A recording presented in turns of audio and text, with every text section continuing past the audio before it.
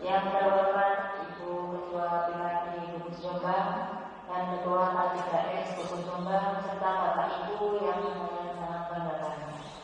Pertama-tama marilah karena siang hari ini kita dapat berkumpul dalam acara desiminasi aksi nyata budaya positif untuk mewujudkan profil pelajar Pancasila dalam keadaan yang walafiat. Salawat beserta salam tetap kita haturkan kepada junjungan kita Nabi Muhammad SAW yang kita harapkan sahabatnya nanti. Sebelum acara dimulai, saya akan membacakan susunan acara. Acara yang pertama yaitu pembukaan, acara yang kedua sambutan yang pertama oleh Ketua PKD, sambutan yang kedua oleh Ketua K3S, kemudian yang ketiga acara inti oleh Ibu Nurul Yasin, kemudian yang keempat, yang ketiga tanya jawab atau diskusi, dan yang keempat penutup. Sebelum acara yang pertama yaitu pembukaan, marilah kita lakukan dengan bacaan basmalah bersama-sama. Untuk acara yang selanjutnya yaitu sambutan yang pertama oleh Ketua PKD Gugus Jombang kepada Ibu Siti Munifah, dipersilakan.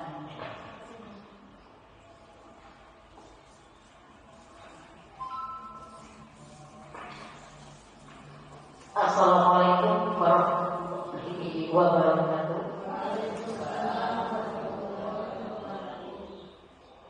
Yang terhormat Bapak Diki Adianto selaku K3S, yang terhormat Ketua KKI Gugus Jombang dan juga narasumber serta Bapak Ibu undangan.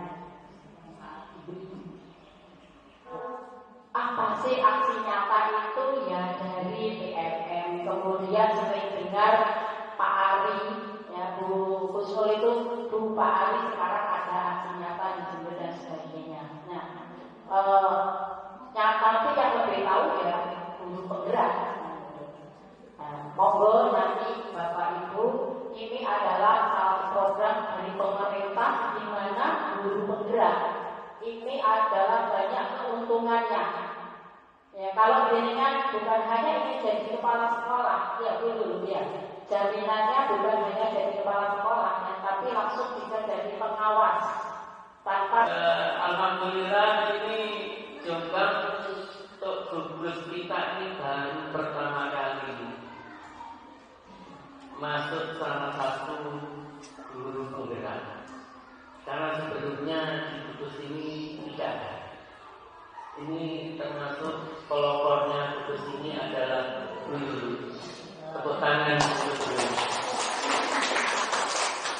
Dan semoga ini nanti sudah pasti diikuti dengan guru-guru yang lain. Sampun lulus seleksinya. Yang dapat juga masih ada. Tolong kalau memang Bapak Ibu ini ingin mencalonkan diri sebagai guru penggerak, laksanakan dengan tulus dan ikhlas. Disampaikan terima kasih. Untuk selanjutnya acara inti yang akan disampaikan oleh Ibu Nurul Yasin.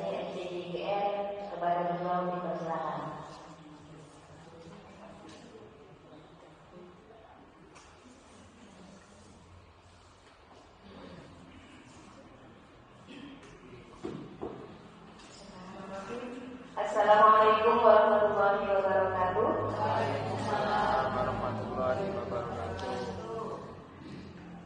Yang saya hormati Bapak Didi Arianto selaku KKKS Gubernur Jombang, Ibu Munifah selaku Ketua PKK Gubernur Jombang, dan Ibu Anita selaku Ketua KKK Jombang, beserta rekan Dewan Guru yang berbahagia di sini. Puji syukur alhamdulillah kita berdoa kepada Tuhan Yang Maha Esa, kepada Allah Subhanahu Wa Taala, karena pada hari ini kita bisa berkumpul bersama menghadiri acara diseminasi aksi nyata budaya positif di Aula SDN Jombang 1 dan Pak Sehat Walafiat. Baik Bapak Ibu, saya tidak perlu memperkenalkan diri lagi ya, karena tadi sudah diperkenalkan oleh panitia. Jadi di sini saya adalah guru dari UPTD SDN Jombang 2 dan juga sekarang sedang menempuh pendidikan calon guru penggerak. Sebenarnya saya ini angkatan 7 Bapak Ibu, tapi saya ikut di tahap kedua sehingga pendidikannya di angkatan 8. Dan baik Bapak Ibu, selanjutnya saya akan memaparkan materi pada siang hari ini. Tetapi sebelumnya untuk menambah semangat ya, coba Bapak Ibu mengikuti saya ya. Ketika saya nanti mengatakan salam guru penggerak, Bapak Ibu nanti mengikuti saya ya. Bergerak, bergerak, menggerak. Oke. Ya, kita karena siang hari ya, jadi mungkin agak ngantuk begitu ya. Baik Bapak Ibu, salam guru penggerak. Bergerak, bergerak, menggerak. Terima kasih Bapak Ibu. Baik, langsung saja saya akan memaparkan materi, yaitu diseminasi aksi nyata budaya positif untuk menumbuhkan profil pelajar Pancasila. Adapun tujuan dari seminar ini Bapak Ibu, yang pertama yaitu untuk menjelaskan makna disiplin positif serta mengamatinya dalam penerapan di sekolah. Kemudian menyebarkan pemahaman disiplin positif terhadap guru agar termotivasi dalam menerapkannya di lingkungan sekolah. Dan selanjutnya yaitu sebagai pemenuhan tugas saya sebagai calon guru penggerak untuk melaksanakan aksi nyata dan nantinya akan diupload di PMM dan juga di LMS yang langsung terkoneksi dengan BPPT Jawa Timur.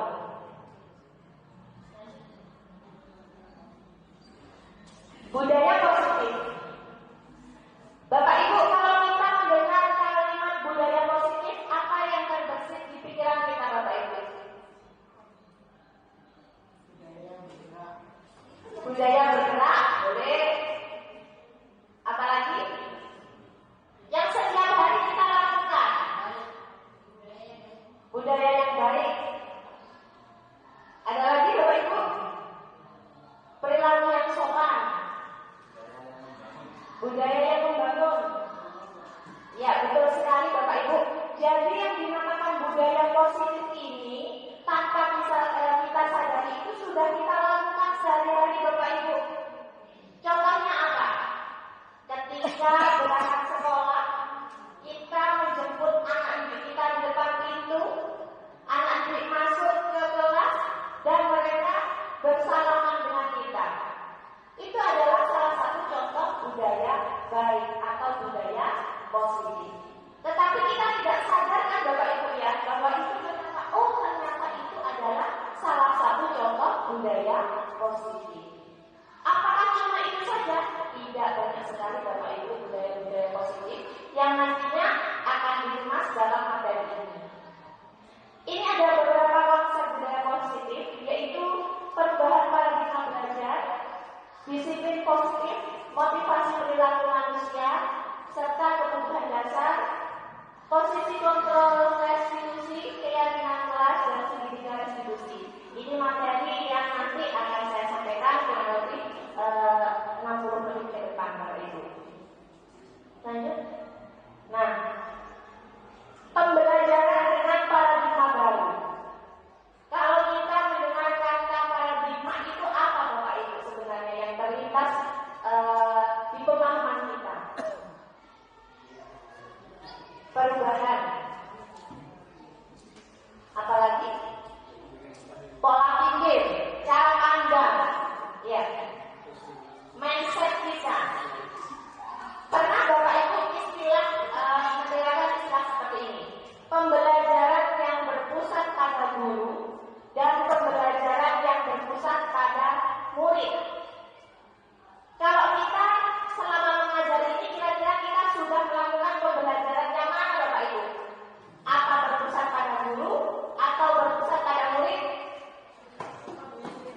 diperhatikan. Terus biasanya yang dilakukan ini saya sendiri biasanya berpusat pada guru. Ya, kita tidak bisa memungkiri yang pembelajaran yang kita lakukan kebanyakan mungkin kita berceramah, ya seperti itu. Tetapi kita karena adanya paradigma perubahan dalam pembelajaran Bapak Ibu, maka kita harus melakukan pembelajaran yang berpusat pada murid. Ada LKS. Iya, kadang-kadang kita harus belajar LKS ya. Mengapa kita harus melakukan pembelajaran berpusat pada murid Bapak Ibu? Supaya muridnya, misalkan supaya muridnya punya kerjaan atau aktif. Iya, betul. Jadi Bapak Ibu, di dalam lingkungan kelas kita yang terdiri dari beberapa anak didik kita itu mempunyai karakter yang berbeda-beda. Dengan karakter yang berbeda itu, maka kita sebagai guru harus mengetahui kebutuhan siswa kita itu apa. Sehingga ada penanaman pembelajaran yang berpusat pada murid. Jadi murid kita jadikan sebagai subjek pembelajaran, guru sebagai pemantau. Yang aktif murid. Kita mengawasi, membimbing sesuai dengan filosofi Ki Hajar Dewantara, yaitu guru adalah penuntun pembelajaran. Seperti itu. Dan di sini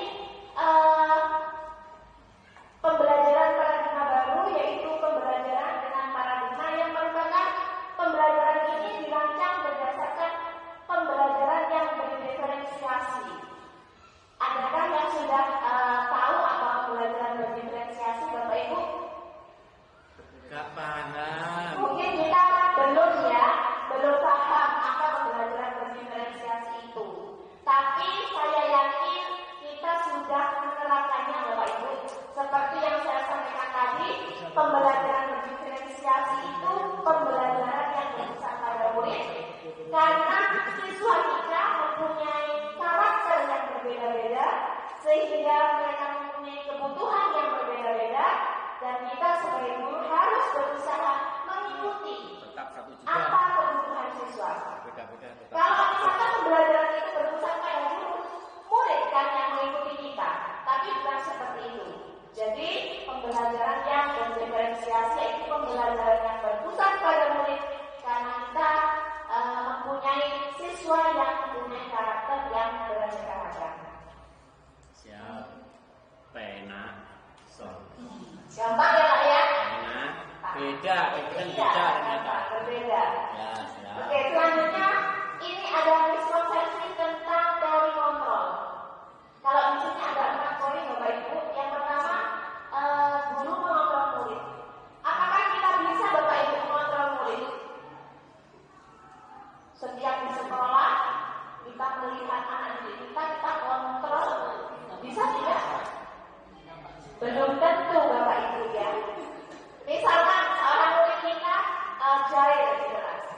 Ya, kita minta untuk kamu jangan jahil. Ayo berubah. Kamu harus baik pada teman.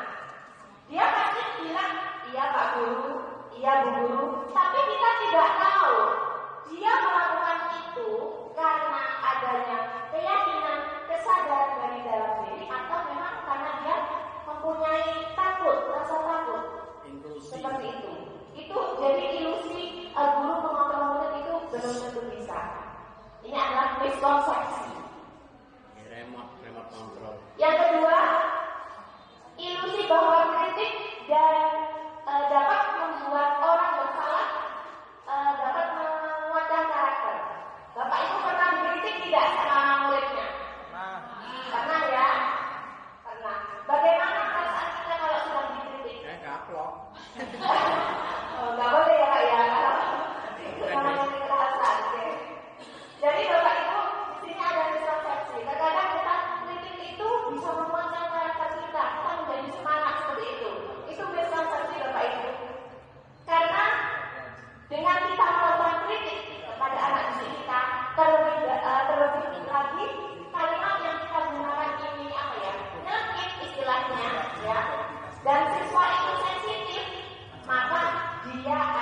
hijau.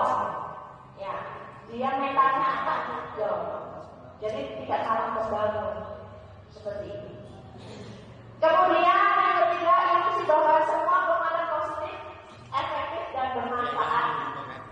Ini seperti dibutuhkan bersama dengan nomor 1. Ketika kita mempunyai siswa kita untuk berbuat baik, mereka melaksanakan. Belum tentu mereka melaksanakan dengan rasa hati yang tulus. Bisa jadi mereka itu terpaksa. Seperti itu. Dan yang terakhir adalah ilusi bahwa orang dewasa memiliki hak untuk memaksa. Di dalam kelas Bapak Ibu, kita ini adalah apa ya istilahnya penguasa ya, penguasa kelas kita. Murid kita, kita berhak meminta murid kita melakukan apapun yang kita minta. Jadi seolah-olah kita itu segala-galanya di dalam kelas. Tidak seperti itu Bapak Ibu ya. Ini adalah persepsi tentang teori kontrol. Mari semangat ya Bapak Ibu ya. Ya. Ini selamat siang ya. Selanjutnya ada perubahan paradigma stimulus respon ke teori kontrol. Jadi ini adalah paradigma Bapak Ibu, di mana yang dulunya adalah stimulus respon, sekarang menjadi teori kontrol. Yang pertama yaitu realita bahwa kebutuhan kita sama, tapi pada teori kontrol itu kebutuhan kita berbeda. Seperti yang saya sampaikan tadi bahwa setiap murid itu mempunyai kebutuhan yang berbeda, sehingga kita harus bisa memenuhi kebutuhan siswa tersebut di dalam suatu proses pembelajaran. Yang kedua yaitu semua orang melihat hal yang sama, dan pada teori kontrol yaitu setiap orang memiliki gambaran berbeda. Jadi karena siswa kita mempunyai karakteristik yang berbeda, pasti dia mempunyai pandangan yang berbeda antara siswa yang satu dengan siswa yang lain. Yang ketiga yaitu kita mencoba mengubah orang agar berpandangan sama dengan kita. Pada teori kontrol, kita berusaha memahami pandangan orang lain tentang dunia. Jadi kita tidak bisa Bapak Ibu meminta orang itu memahami kita, tidak bisa. Sebaliknya kita yang harus memahami orang, memahami siswa agar mereka bisa mengetahui dunia, tentang dunia. Seperti ini. Kemudian ada perilaku buruk itu dilihat sebagai suatu kesalahan pada stimulus respon, sedangkan pada teori kontrol yaitu semua perilaku memiliki tujuan. Bapak Ibu, pernah tidak siswa kita ini melakukan kesalahan lalu kita langsung memarahinya? Tidak. Pernah ya? Tidak. Refleks. Ya, terkadang kalau ada siswa yang nakal, istilahnya kita refleks. Hei, kamu ngapain? Kan gitu ya. Istilahnya seperti itu. Jadi ketika ada siswa kita yang melakukan suatu perbuatan yang kurang baik, kita tidak boleh langsung menjudge-nya, Bapak Ibu, tidak boleh. Jadi kita sebagai guru tidak boleh menjadikan siswa itu merasa bersalah, merasa kalau perbuatannya itu benar-benar perbuatan yang sangat buruk, salah. Tidak seperti itu. Maka kita harus akan melakukan yang namanya komunikasi, bagaimana siswa itu bisa memperbaiki dirinya tanpa harus adanya paksaan dari orang lain. Kadung. Sudah terlanjur. Ya, kalau sudah terlanjur, kita kan hari ini mulai mungkin sama-sama belajar ya. Saya juga belajar, Bapak Ibu nanti besok bisa dipraktekkan. Langsung berubah gitu mungkin ya. Oke, lanjut. Kemudian saya bisa mengontrol orang lain, dan pada teori kontrol itu Anda tidak bisa mengontrol orang lain. Ini sama seperti yang saya sampaikan tadi. Kemudian pemaksaan ada pada saat bujukan itu gagal, dan pada teori kontrol kolaborasi, adanya kolaborasi sehingga menemukan pilihan-pilihan yang baru. Lanjut Pak.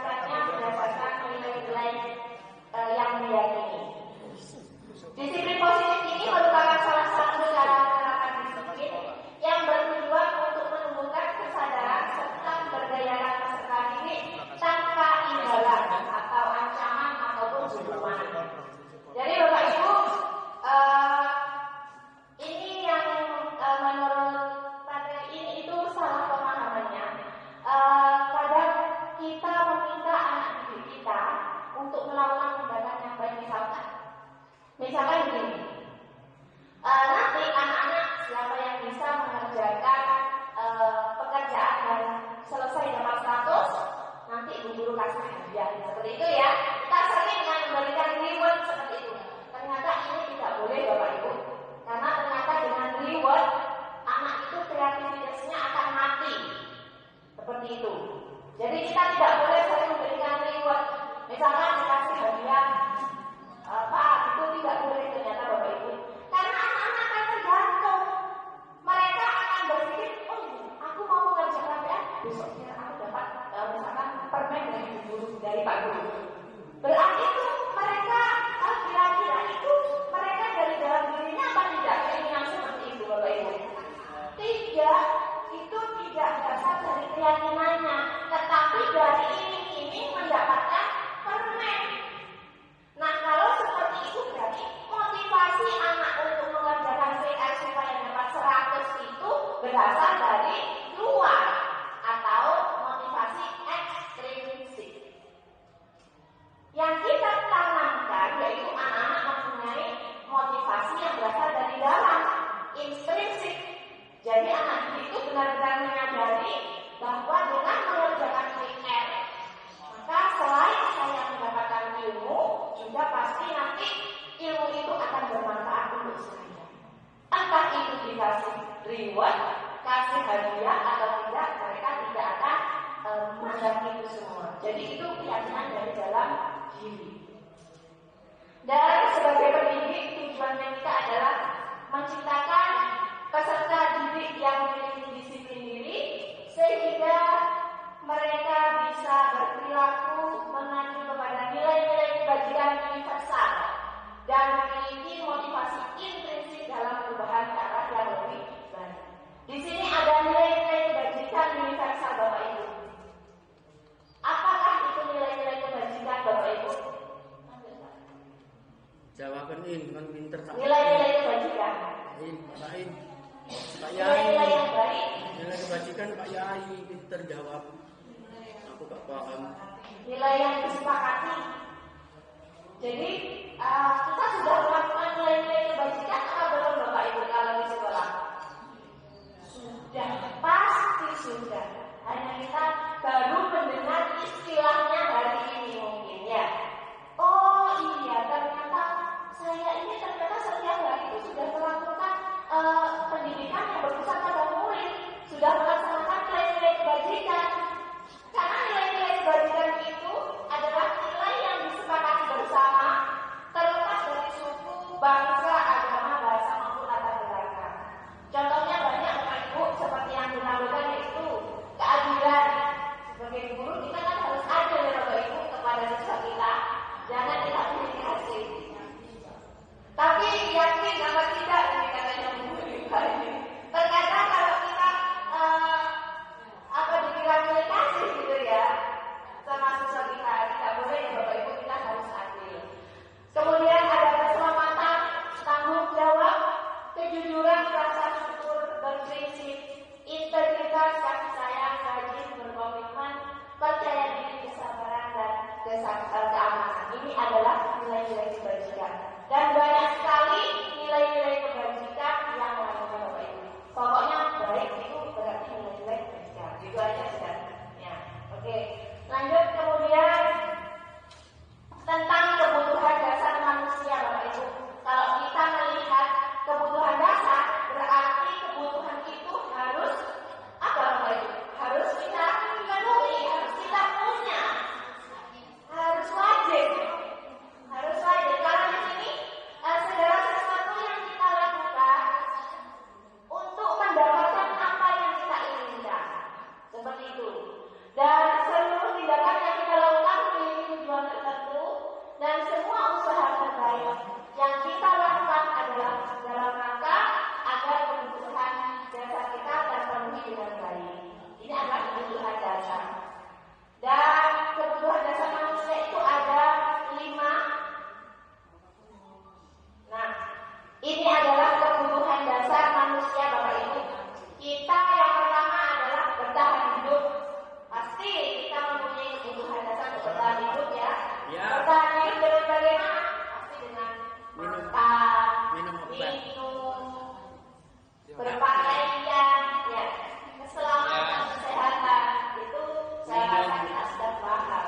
minum obat. Minum obat. Ya, tanya Bu Iva kalau Iya, yang betul. bertahan hidup itu. Minum obat itu Bu Iva. Iya. Bertahan hidup itu. Oke, Bapak Ibu, salam gerak gerak. Bergerak. Oke. Jadi iya, kan gerak, bergerak, menggerakkan gitu ya. Menggerak 5 menit bar. Oke, lanjut ya. Yang kedua yaitu kasih sayang dan rasa diterima. Nah, ini Bapak Ibu, terkadang di kelas itu ada siswa yang aneh. Menurut kita ada tidak pernah ya? Karena siswa saya sendiri itu ada yang menurut saya itu aneh. Dan mereka itu terkadang dijauhi oleh temannya. Disuruh bekerja berkelompok. Itu mereka duduknya berjauhan. Nah, mereka itu yang namanya rasa diterima dalam kelompok, tidak dikucilkan. Itu salah satu kebutuhan dasar juga Bapak Ibu. Apalagi pada siswa. Kemudian itu permasaan, termasuk harga diri, kemudian keinginan untuk dianggap memimpin berprestasi, ini adalah pada komponen penguasaan. Kemudian yang keempat yaitu kebebasan. Nah, ini mandiri, memiliki pilihan, mencoba hal baru dan mampu mengendalikan diri. Ini kebebasan. Kemudian yang terakhir kesenangan. Nah, kalau ini enak ini ya, yang kesenangan ini. Jadi seperti bermain, humor, antusias untuk membuat tertawa. Jadi anak-anak kita, bahkan kita sendiri juga butuh yang namanya kesenangan. Ya tidak sepanen ya Bapak Ibu ya. Ya, cing. Bermain, ya betul. Bermain. Apalagi kalau mungkin saya sendiri ibu biasanya menyanyi. Kadang kita berfungsi ya. Kalau biasanya fungsi itu bisa menganak stres mungkin ya Bapak Ibu ya. Main-main itu. Tapi ya. Tapi mungkin kalau teman-teman berdiskusi untuk mau mengikuti GP ini ya tidak berdosa ya. Oh iya. Iya. Main-main itu. Oke, itu nanti mungkin di belakang layar.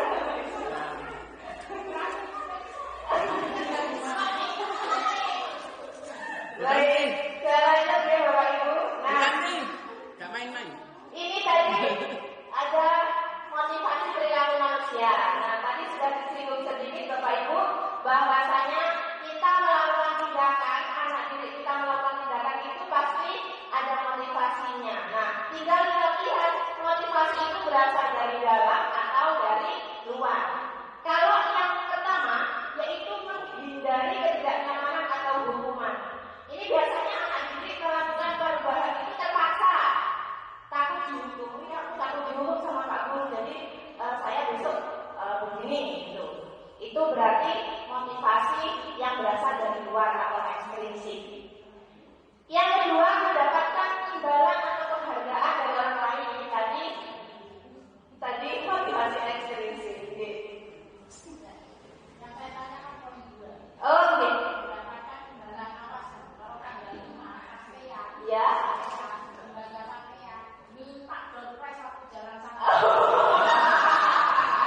Sama tangan dulu. Ya. Jadi, iya. Iya, Bu. Berarti itu motivasi dari mana, Bapak Ibu? Dari luar ya. Kita jalan santai untuk mendapatkan door prize, gitu ya istilahnya ya. Itu motivasi ekstrinsik. Oke. Itu yang poin 1 dan 2 ini motivasi ekstrinsik. Dan yang ketiga yaitu untuk menjadi orang yang mereka inginkan dan menghargai diri dengan nilai-nilai yang mereka percaya. Nah, ini yang paling tepat. Jadi motivasi perubahan perilaku manusia ini harus didasari dari motivasi intrinsik yang berasal dari keyakinan diri bahwa perubahan yang mereka lakukan itu semata-mata karena mereka mempunyai nilai-nilai keyakinan yang harus dilakukan agar menjadi lebih baik lagi. Lanjut.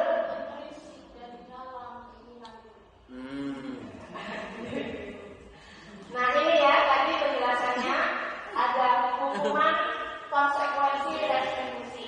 Nah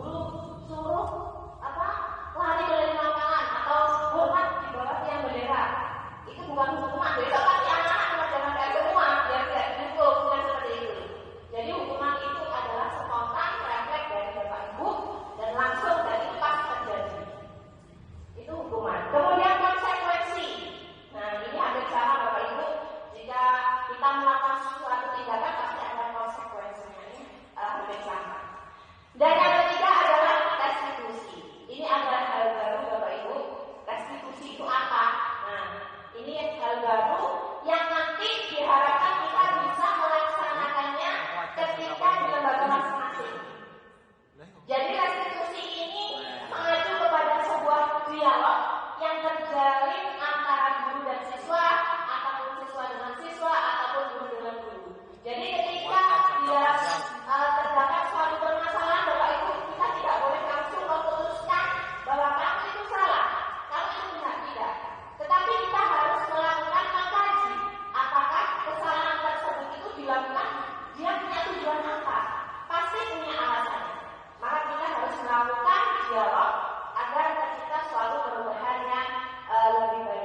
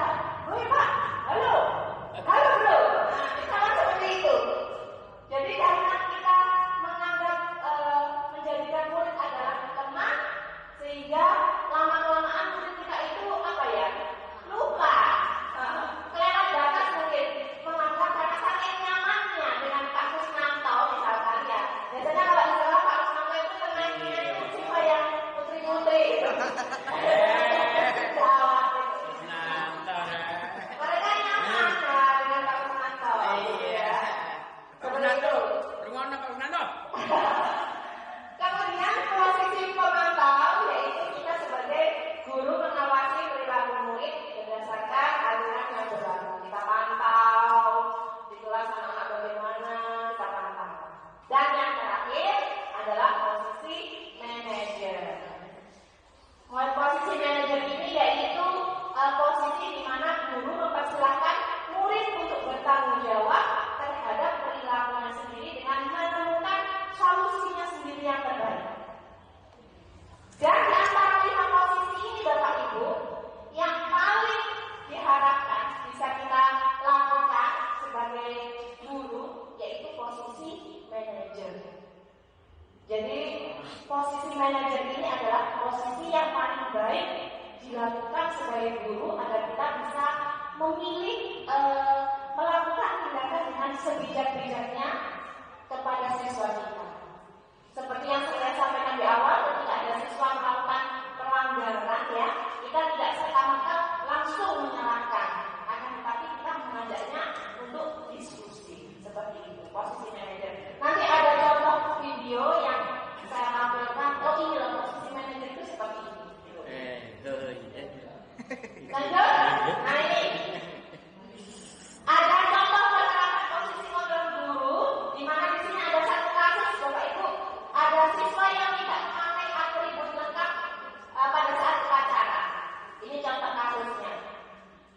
Kalau sebagai penghukum bisa mereka diminta untuk hormat pada bendera selama 1 jam. Ini posisi penghukum.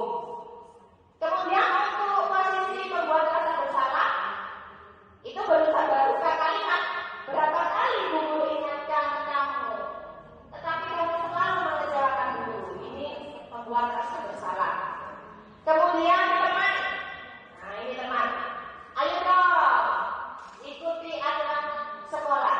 Ini teman, karena akrab, bahasanya bisa gaul gitu ya. Halo bro, gitu ya bahasanya ya. Kemudian pemantau, kamu sudah melanggar peraturan sekolah, kamu tahu konsekuensinya, ini pemantau. Dan kalau manajer ini menggunakan kata-katanya dengan sebaik-baiknya, yaitu contohnya adalah kamu tahu kesalahanmu, kita gali dulu agar anak itu tahu apa tidak sebenarnya kesalahannya itu seperti apa. Kesalahan yang dibuat itu benar-benar salah atau memang tidak seperti itu. Dan bagaimana cara kamu menyelesaikannya. Setelah anak-anak kita tanya ternyata tahu permasalahannya atau kesalahannya itu seperti apa, anak-anak kita bimbing untuk bisa menyelesaikan permasalahannya. Ini adalah posisi manajer. Lanjut. Selanjutnya yaitu keyakinan kelas. Ada pertanyaan Bapak Ibu, mengapa harus keyakinan kelas? Mengapa bukan peraturan kelas? Baik. Mungkin ada yang sudah tahu? Pak Kusnanto. Jawab kok. Kita pasti punya peraturan kelas ya Bapak Ibu ya. Peraturan sekolah juga punya. Tetapi mengapa harus keyakinan kelas atau keyakinan sekolah? Mengapa tidak peraturan Bapak Ibu? Jadi di sini peraturan ya.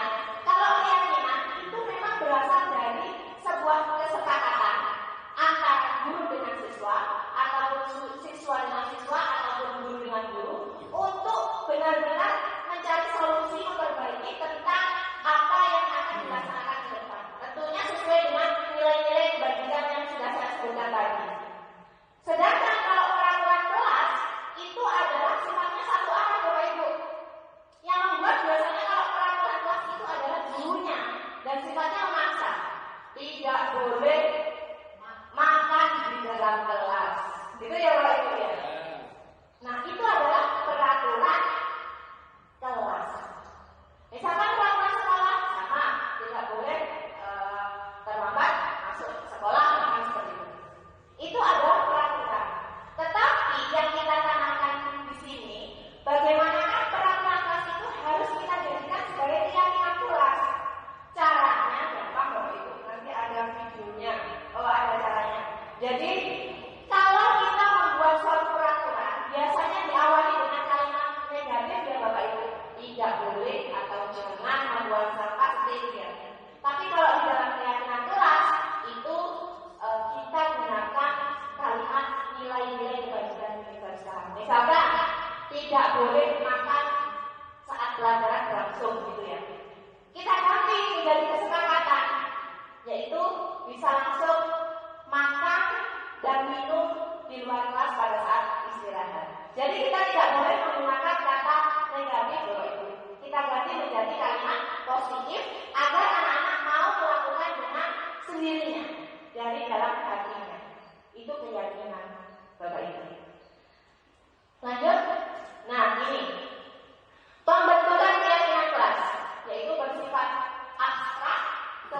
kemudian berupa pernyataan universal seperti tadi Bapak Ibu, disiplin, bertanggung jawab, kemudian dibuat dalam pernyataan positif. Nah itu tadi tidak ada kata jangan, tidak ada kata tidak boleh, itu adalah pernyataan negatif. Tapi kita rubah menjadi kalimat positif. Sedikit saja Bapak Ibu dan agar mudah diingat. Kalau kita buat peraturan itu biasanya banyak ya Bapak Ibu ya, terinci, tidak boleh ini, tidak boleh ini, seperti itu. Saya pun demikian. Tetapi setelah saya belajar ini, ternyata kita tidak perlu buat yang namanya peraturan kelas itu terlalu banyak. Karena kita akan menjadikannya peraturan itu adalah sebuah keyakinan kelas. Dengan menggunakan nilai-nilai kebajikan, menggunakan kalimat yang positif, yang sedikit saja maka anak-anak bisa memahaminya. Karena nilai-nilai keyakinan kelas itu sudah mencakup semuanya, bersifat global, umum. Jadi anak-anak itu nanti bisa paham. Kemudian sesuai dengan kondisi kelas, tentunya sesuai dengan kondisi kelas, Bapak Ibu. Dan yang terakhir, semua warga sekolah atau warga kelas dilibatkan. Namanya saja kesepakatan, otomatis kita harus melakukan yang namanya komunikasi yang efektif, diskusi antara guru dengan siswa kalau di kelas, antara guru dengan guru jika melakukan membuat keyakinan di sekolah. Bisa dipahami ya Bapak Ibu ya? Oke, lanjut. Nah ini yang kita tunggu-tunggu, yaitu segitiga restitusi. Kalau tadi sudah disinggung tentang restitusi, sekarang yaitu tentang segitiga restitusi. Itu adalah suatu proses dialog yang dijalankan oleh guru agar dapat menghasilkan murid yang mandiri dan bertanggung jawab. Ini adalah segitiga restitusi. Dan tahapan segitiga restitusi itu ada 3 Bapak Ibu. Nah ini ada 3 tahapan segitiga restitusi. Yang pertama yaitu menstabilkan identitas, validasi tindakan yang salah, dan yang terakhir menanyakan keyakinan. Nanti saya ada video tentang segitiga restitusi, nanti bisa diputarkan kalau kita ada waktunya. Nanti ini adalah tahapannya. Berarti tidak ada. Lanjut. Nah, bagaimanakah cara kita menstabilkan identitas Bapak Ibu? Ini caranya. Ada beberapa kalimat yang bisa kita sampaikan kepada anak didik kita. Misalkan dalam kasus ada siswa yang setiap kali terlambat masuk ke kelas sehingga dia tertinggal pelajarannya. Nah, itu perlu kita selesaikan masalahnya Bapak Ibu. Kita menggunakan segitiga restitusi. Dan ketika kita berdialog dengan siswa, kita tidak perlu melakukan kata-kata kasar ya, ataupun yang kesannya memaksa, menekan.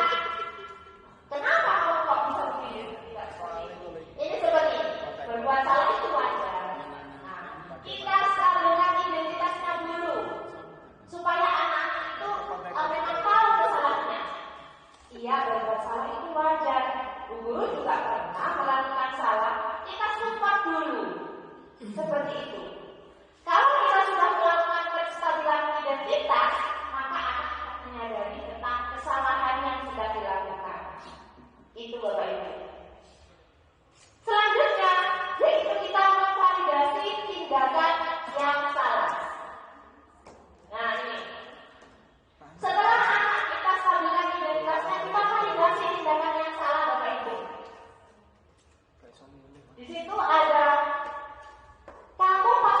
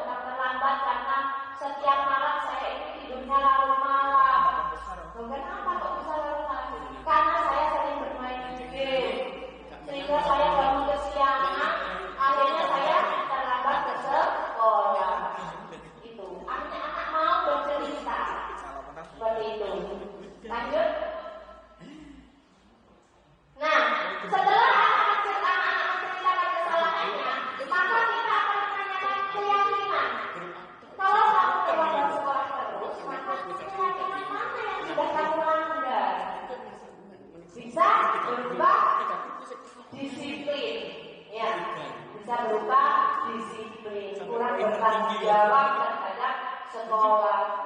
Anak-anak tahu. Dan setelah itu anak-anak bisa kita melakukan penyelesaian masalahnya supaya kamu tidak terlambat. Apa yang harus kamu lakukan? Ya guru, saya harus tidak bermain HP larut malam sehingga saya tidurnya lebih awal, nanti bangunnya tidak kesiangan dan bisa berangkat sekolah tepat waktu. Jadi mereka kita bimbing untuk mencari solusinya sehingga mereka bisa menjadi siswa yang bertanggung jawab. Lanjut. Nah, ini ada sebuah kasus Bapak Ibu. Bisa di play Pak? Coba. Ini kasus yang saya selesaikan dengan segitiga restitusi. Terus siswa itu sering sekali mencolek pekerjaan temannya. Ya, mencolek pekerjaan temannya. Lama-lama bosan yang dicontek, jengkel, sehingga tanpa sadar dia menggebrak meja. Tidak sampai melakukan berbak ya. Nah itu ada kasus seperti itu. Mohon maaf videonya tidak bisa dibuka. Jadi kemudian saya mencoba melakukan penyelesaiannya dengan segitiga restitusi Bapak Ibu. Saya panggil, saya melakukan dialog, saya stabilkan identitasnya bahwa perbuatan itu tidak apa-apa. Saya wajar seperti itu. Bapak Guru juga pernah melakukannya. Kemudian validasi tindakan yang salah, tetapi perbuatan itu salah dan kamu melakukan apa untuk memperbaikinya. Kemudian saya lanjutkan Bapak Ibu, tadi karena videonya tidak bisa dibuka ya. Ini penutupnya. Restitusi ini adalah tadi poin terakhir pada materi ini. Sayang sekali Bapak Ibu, jadi kita tidak bisa melihat bentuknya seperti apa. Tapi nanti Bapak Ibu bisa melihat, boleh mungkin seperti apa contoh kasusnya dulu boleh. Nanti kita sama-sama sharing. Karena di sini saya juga belajar, kita sama-sama belajar Bapak Ibu. Bukan berarti kayak ini menggurui panjenengan semua, tidak. Kita sama-sama saling belajar. Jadi masih banyak kekurangan pada diri saya Bapak Ibu sama. Dan pada catatan penutupnya yaitu di sini dalam penerapan program disiplin positif hendaknya guru memiliki standar kepribadian profesional dan sosial, baik di mana guru mampu merefleksikan dirinya dalam posisi kontrol saat ini, bagaimana perjalanan dirinya sebagai amok atau manajer yang menuntut murid menjadi insan yang mandiri dan merdeka belajar serta bertanggung jawab. Nah, Bapak Ibu, itu tadi materi yang saya sampaikan. Untuk selanjutnya saya kembalikan kepada moderator. Terima kasih. Saya akhiri. Wassalamualaikum warahmatullahi wabarakatuh.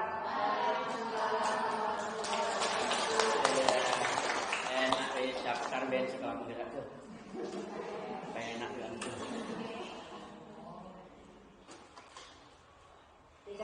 Terima kasih. Dora. Semoga ilmunya bermanfaat bagi kita semuanya. Amin. Saya itu hanya jawab diskusi. Monggo yang mau. Satu.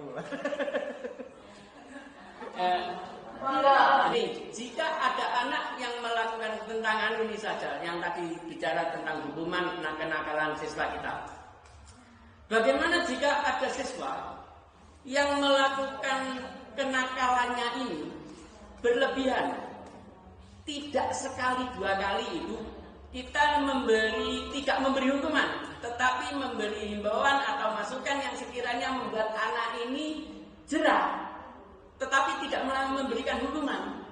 Ternyata hasilnya anak ini terus-menerus melakukan kenakalannya ini. Nah, bagaimana cara kita mengatasinya?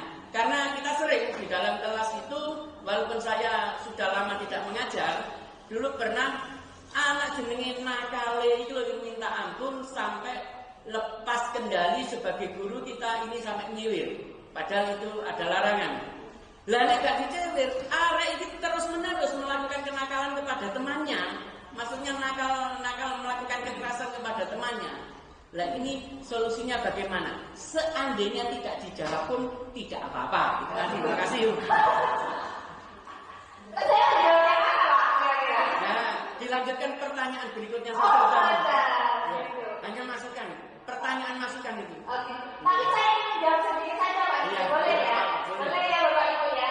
Jadi di sini ada lanjutan. Tidak berlanjut. Oke. Jadi di sini kita posisinya saat ini adalah sama-sama saling belajar, Bapak Ibu. Jadi kalau anak didik kita ini terus-menerus sudah diperingati, dilakukan himbauan ya, tapi masih terus melakukan pelanggaran, kita kembali lagi pada tugas kita. Yang pertama, selain kita mengajar, kita juga harus menumbuhkan yang namanya pendidikan karakter. Ya Bapak Ibu ya, kita harus melakukan pendidikan karakter. Tentunya kita bisa mulai dari diri kita sendiri. Kita bisa memberikan contoh-contoh secara fakta, perilaku-perilaku atau tindakan-tindakan yang nanti pasti akan dicontoh oleh anak didik kita.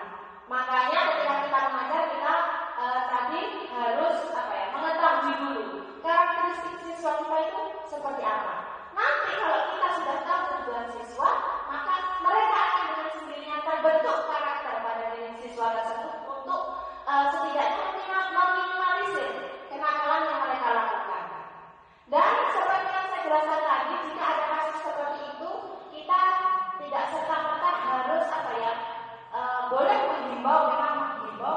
Tapi tadi kalau ada hubungannya dengan motivasi, ketika kita melakukan himbauan, tapi ternyata anak itu biar jerah ya Pak Giri ya, anak itu biar jerah, tapi terus-menerus kita coba melakukan pendekatannya dengan segitiga restitusi, seperti itu. Nah, segitiga restitusi, ya otomatis kita bicara berdiskusi dari hati ke hati. Kita lakukan dengan siswa. Memang prosesnya tidak langsung berubah, Bapak Ibu. Kita memberikan masukan sekarang, besok langsung berubah.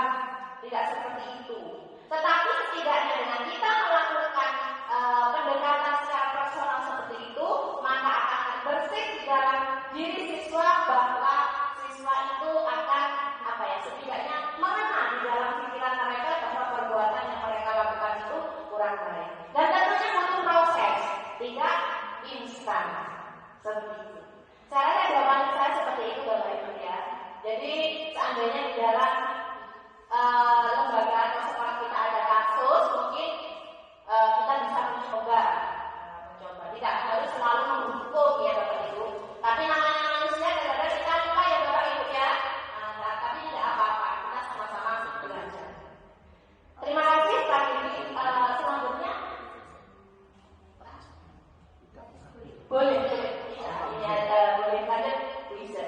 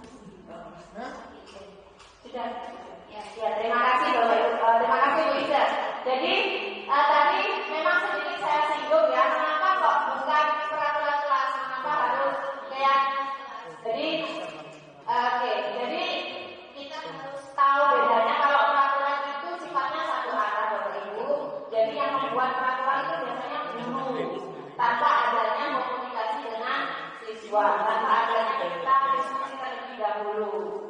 Sedangkan yang harus kita tanamkan adalah keyakinan. Keyakinan kelas berarti memang benar-benar kesepakatan itu diyakini oleh siswa dan juga guru berdasarkan kesepakatan atau diskusi sebelumnya. Sehingga kita sama-sama ketika kita lupa melakukan sebuah kesalahan, kita ingatkan, ayo kamu sudah melakukan melanggar keyakinan yang mana, seperti itu. Jadi antara siswa dan guru itu terdapat komunikasi. Dan cara membuatnya begini, sebenarnya ada videonya karena kita lanjut ya. Jadi gini, kalau membuat keyakinan kelas itu pertama tadi kita berikan sebuah kertas memo, kertas kecil itu Bapak Ibu kita berikan satu-satu. Kita minta untuk menuliskan. Anak-anak silakan tulis semua keinginanmu agar pembelajaran di kelas ini menyenangkan, agar pembelajaran di kelas ini nyaman. Tulis semuanya. Boleh belajar dengan belajar di pantai, misalkan. Anak-anak suruh nulis. Lalu dari tulisan-tulisan anak itu kita tempel di sebuah papan. Nanti dari tulisan itu kita simpulkan. Berdasarkan pernyataan-pernyataan siswa itu, kita jadikan sebuah kalimat yang mengandung nilai-nilai kebajikan. Bisa. Itu tugas Bapak Ibu guru kita harus bisa ya. Nanti pasti bisa menulis ya. Oke, kalau kelas 1 biasanya kan kita dikte ya. Atau kalau yang belum menulis itu tidak bisa apa karena bisa menggunakan lisan. Oleh karena itu kalau kita membuat keyakinan kelas kita tidak perlu banyak belajar. Itulah gunanya Bapak Ibu. Kita tidak perlu menggunakan keuangan dan tidak perlu. Hanya 50.000 boleh. Asalkan itu mengena sehingga anak didik kita ini bisa paham dan laksanakan. Seperti itu. Oke, bisa diterima jawaban saya? Oke, boleh. Nanti kalau mau lihat videonya boleh juga. Mungkin satu lagi ya Bapak Ibu pertanyaannya. Mungkin ada lagi. Oh iya, siap ya Bu ya. Monggo bacakan. Berarti keyakinan itu dari peraturan. Gimana Pak? Dan keyakinan kita buat menjadi peraturan. Bukan. Kembali. Jadi pertama kita membuat yang namanya peraturan kelas, ya kan? Tidak boleh makan dalam kelas, tidak boleh ini itu, seperti itu ya. Nanti dari tulisan anak kita jadikan, kita diskusikan menjadi sebuah keyakinan kelas. Dengan menggunakan cara apa? Seperti yang saya sampaikan tadi, kita tidak boleh menggunakan kalimat yang negatif, tapi kita buat menjadi kalimat positif yang mengandung nilai-nilai kebajikan. Seperti itu. Jadi dari peraturan kelas kita rubah menjadi keyakinan kelas. Itu. Menjadi peraturan. Dari keyakinan itu menjadi peraturan, menjadi peraturan untuk anak-anak mematuhi itu. Bukan peraturan Bapak. Jadi pertama kita membuat peraturan ya. Memang seolah-olah itu peraturan ya. Tapi itu ternyata peraturan yang dibuat menjadi sebuah keyakinan agar anak didik itu melakukan apa yang sudah disepakati. Karena beda. Kalau peraturan itu yang membuat guru biasanya atau Pak Guru. Terus apa kata Pak Guru saja kalau peraturan. Sifatnya satu arah, memaksa. Terkadang anak didik tidak maksudnya saya cuma ini kan gitu ya.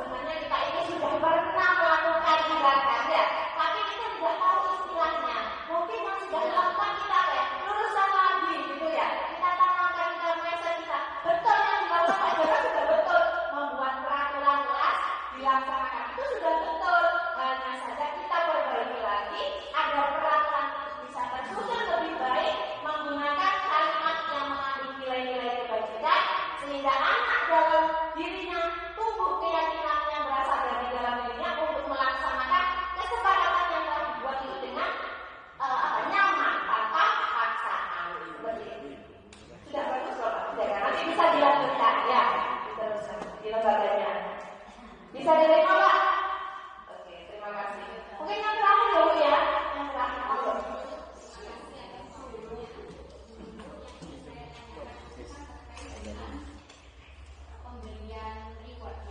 Iya. Melakukan sesuatu yang positif, tentunya kita biasanya kita menyediakan reward. Tetapi kan menurut Kang kalau kita dengan memberikan reward, tentunya nanti motivasi intrinsik bagi anak itu tapi kan tidak bisa menentukan bagaimana cara kita sendiri untuk menentukan motivasi intrinsik tadi. Kemudian yang kedua yang terkait dengan biasanya itu budaya yang ada di tempat kami. Ketika ada dispenser itu biasanya kan satu jaga.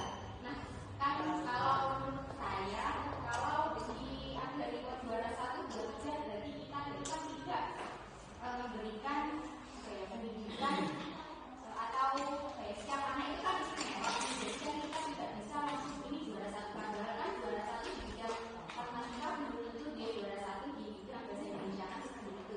Bagaimana cara kita untuk memberikan keyakinan kepada orang tua maupun kepada pihak-pihak yang Semua selawat yakin semua selawat beres wis. Terima kasih dengan Ibu Bibit. Oke. Pertanyaan dari Ibu Bibit. Yang pertama tadi apa tadi ya? Motivasi. Si anak siji. Iya. Ini intermezzo Pak, biar kita tidak sepanjang. Bagaimana menumbuhkan motivasi intrinsik, gitu ya? Oke. Jadi tadi motivasi kan ada dua, ya. Motivasi ekstrinsik dan motivasi intrinsik. Terkait dengan pemberian reward ya, reward atau hadiah. Saya rasa pertanyaannya itu berkesinambungan ya Bu ya, sama-sama memberikan hadiah. Padahal hadiah itu bisa membuat semangat kan seperti itu ya. Tetapi ternyata tadi bukan menurut saya Bapak Ibu, tapi tadi saya mengatakan bahwa pemberian reward itu melakukan kreativitas. Itu berdasarkan teorinya, bukan saya hanya menyampaikan. Jadi ketika kita memberikan reward atau hadiah itu merupakan motivasi ekstrinsik. Tapi bagaimana cara kita menumbuhkan anak ya? Mungkin setiap pengambilan rapot ada pemberian hadiah satu, satu dapat buku atau segala macam. Bagaimana cara kita menumbuhkan siswa tersebut agar tidak terpacu hanya untuk mengejar hadiah itu? Ya, itu tugas kita sebagai guru. Seperti di awal kita harus menanamkan yang namanya budaya positif.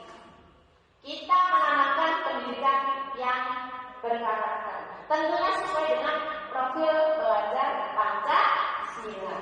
Kita tanamkan Bapak Ibu, kita beri contoh. Ya, kita lakukan pembiasaan setiap hari.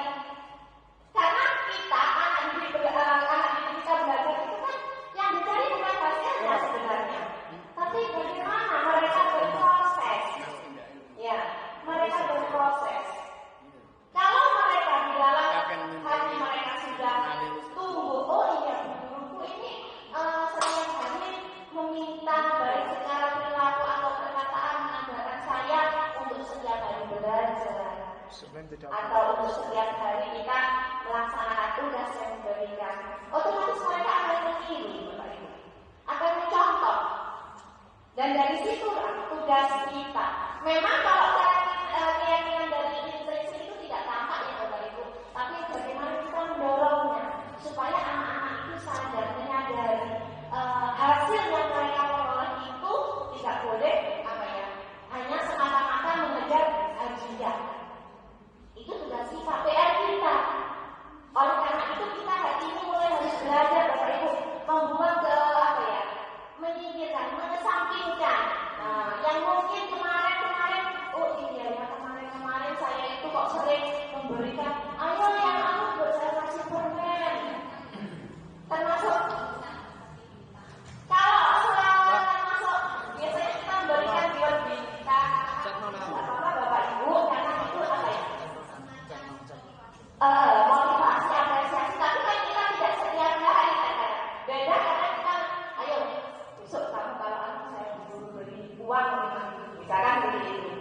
guru hampir setiap hari kadang-kadang. Maksudnya itu baik supaya anak-anak itu bersemangat, ya kan? Saya pun pernah, tetapi itu ternyata kurang tepat.